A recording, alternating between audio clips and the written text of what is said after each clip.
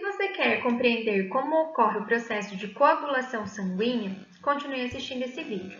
Aqui eu vou te mostrar os processos que envolvem a hemostasia primária e a hemostasia secundária. Mas afinal, o que é essa hemostasia? A hemostasia, ela vem da palavra hemostase, que significa equilíbrio. Então, é um processo de coagulação em equilíbrio, que é nada mais do que o equilíbrio entre a trombose e a hemorragia. Ué, como assim? Quando nós temos o estancamento, por exemplo, temos o rompimento lá de um vaso.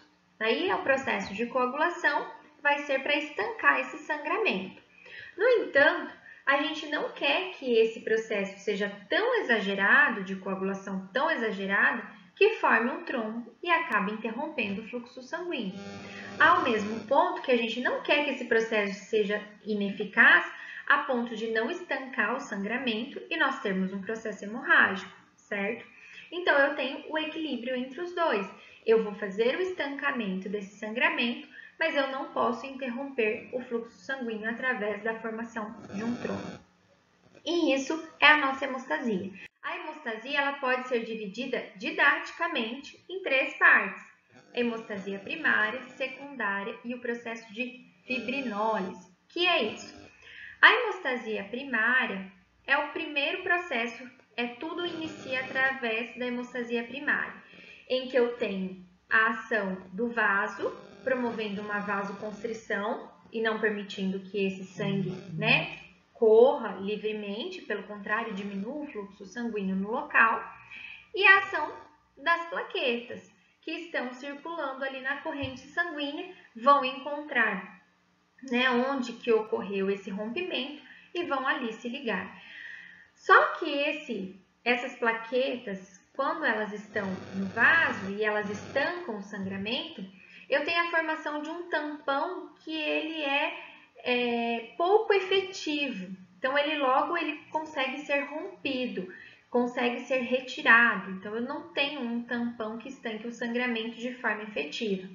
Para estancar o sangramento de forma efetiva e duradoura, eu preciso das redes de fibrina, que são produzidas através da hemostasia secundária pelo processo de cascata de coagulação. Então, eu tenho o estancamento primário das plaquetas e depois eu tenho a formação das redes de fibrina através da hemostasia secundária.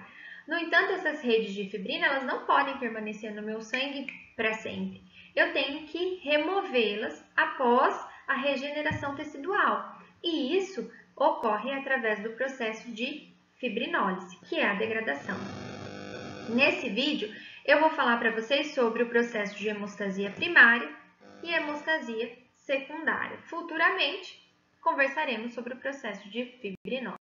Então, vamos começar falando sobre a hemostasia primária e a ação das plaquetas. As plaquetas, elas têm como ação três funções: promover a adesão plaquetária, a ativação e a agregação. O que é isso?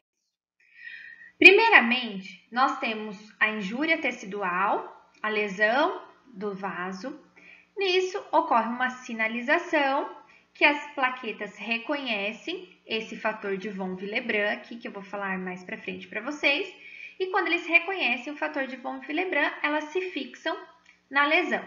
Eu tenho a fixação dessas plaquetas, no entanto, eu preciso que essas plaquetas sinalizem que necessitam de mais plaquetas para estancar esse sangramento.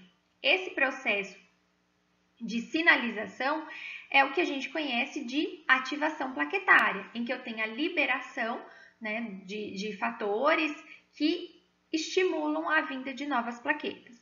Depois que chegou novas plaquetas, eu vou ter o processo de agregação. Então, as plaquetas vão se unir para formar um tampão que permite estancar o sangramento nesse vaso. Então, o processo de adesão plaquetária. Nós temos que o sinalizador para as plaquetas é conhecido como o fator de von Willebrand. Então, esse fator de von Willebrand, ele é exposto, ele está dentro das células endoteliais que formam nossos vasos, e quando a gente tem o rompimento dessas células endoteliais, eu exponho esse fator de von Willebrand e ele sinaliza que ali tem uma lesão. Então, eu brinco sempre que, como o fator de von Willebrand, ele é muito amigo da plaqueta, a hora que ele encontra essa plaqueta, ou a hora que a plaqueta está passando ali, né, pelo vaso, a plaqueta para conversar com ele, porque os dois são muito amigos e, consequentemente, elas se fixam. E essa fixação ocorre pelas glicoproteínas presentes nas plaquetas. Ocorreu a fixação, o processo de adesão plaquetária, nós vamos para a segunda etapa, que é recrutar novas plaquetas. E isso só acontece através do processo de ativação plaquetária. O que é o processo de ativação plaquetária? É a formação de pseudópodes pelas plaquetas.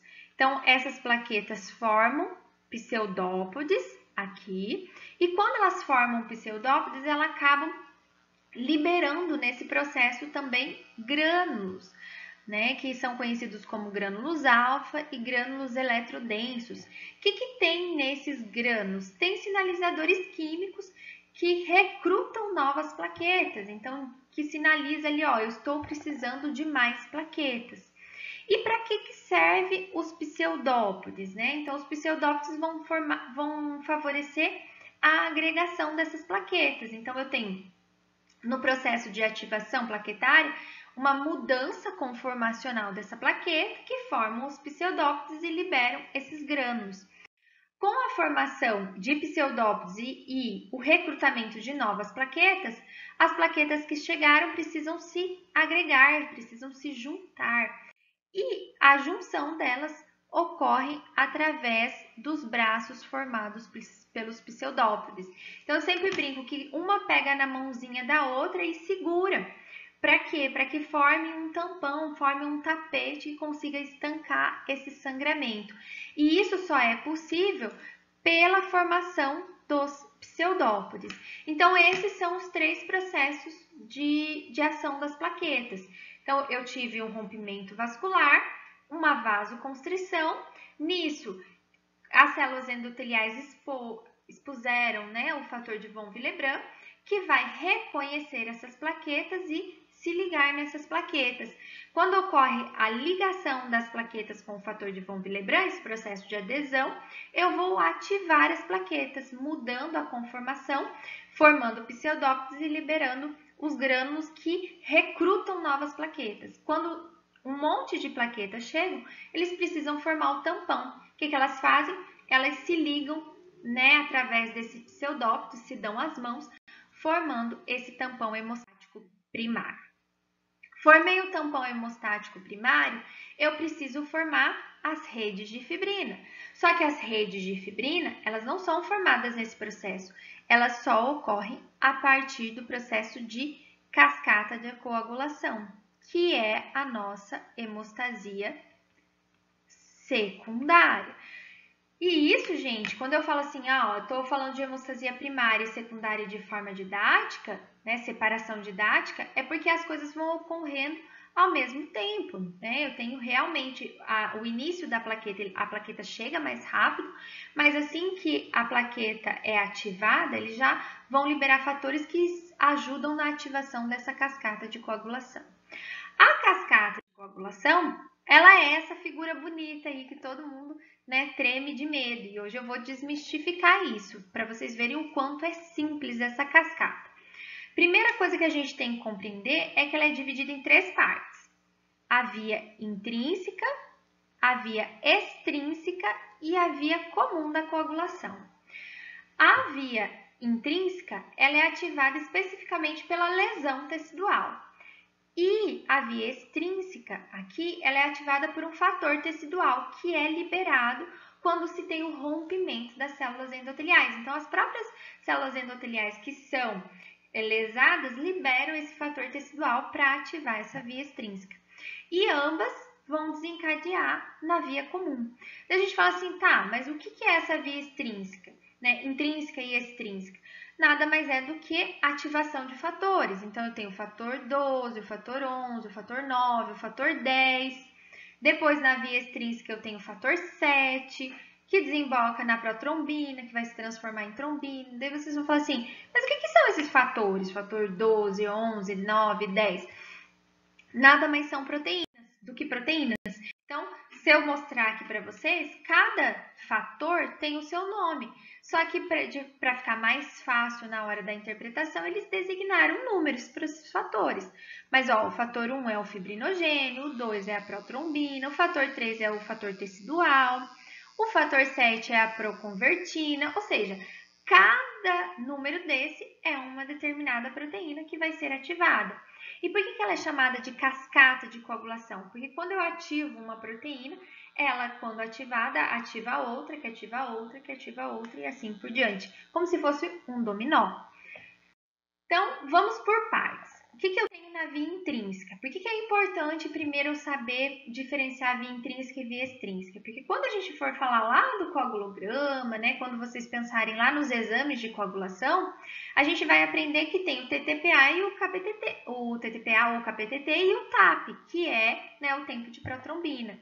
Por exemplo, um vai avaliar a via intrínseca e o outro vai avaliar a via extrínseca. E quando um dá alterado, por exemplo, quando a via intrínseca dá alterada, ela diz para nós, ó, os defeitos estão ou no fator 12, ou no fator 11, ou no fator 9, ou no fator 10, que são as proteínas, os fatores que fazem parte dessa via. Ah, quando a via extrínseca dá alterada, eu tenho alteração, por exemplo, no fator 7.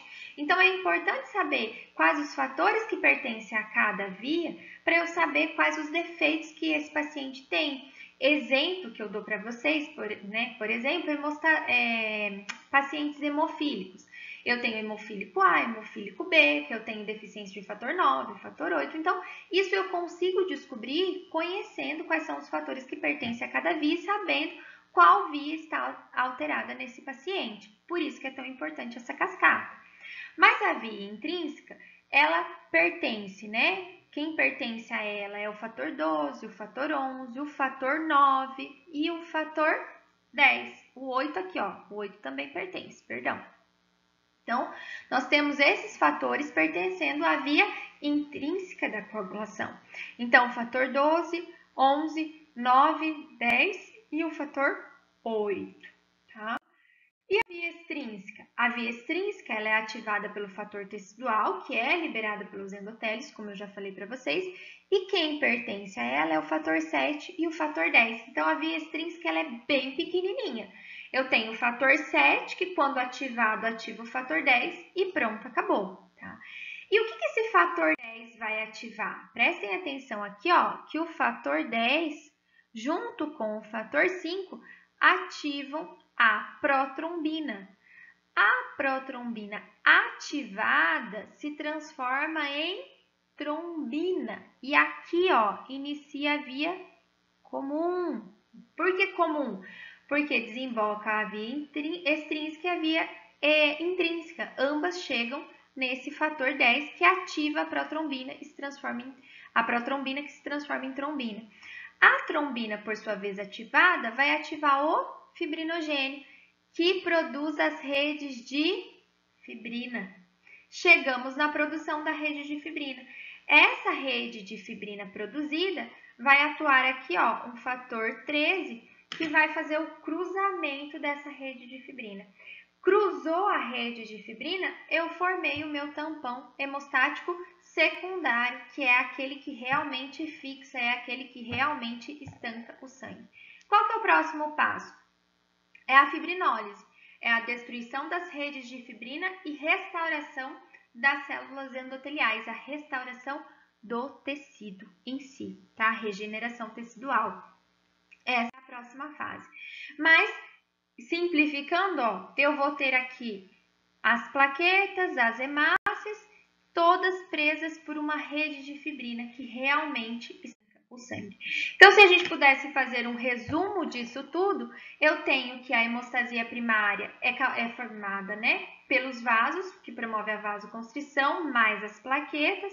A hemostasia secundária é a nossa cascata de coagulação, que eu tenho a via intrínseca e a via extrínseca da coagulação, que desembocam tudo na via comum para formar as redes de fibrina que são entrelaçadas e, consequentemente, estancam o sangramento. Espero que vocês tenham gostado desse vídeo. Se vocês gostarem, deixe o seu joinha aí e também ative o sininho para vocês participarem do canal. Até mais!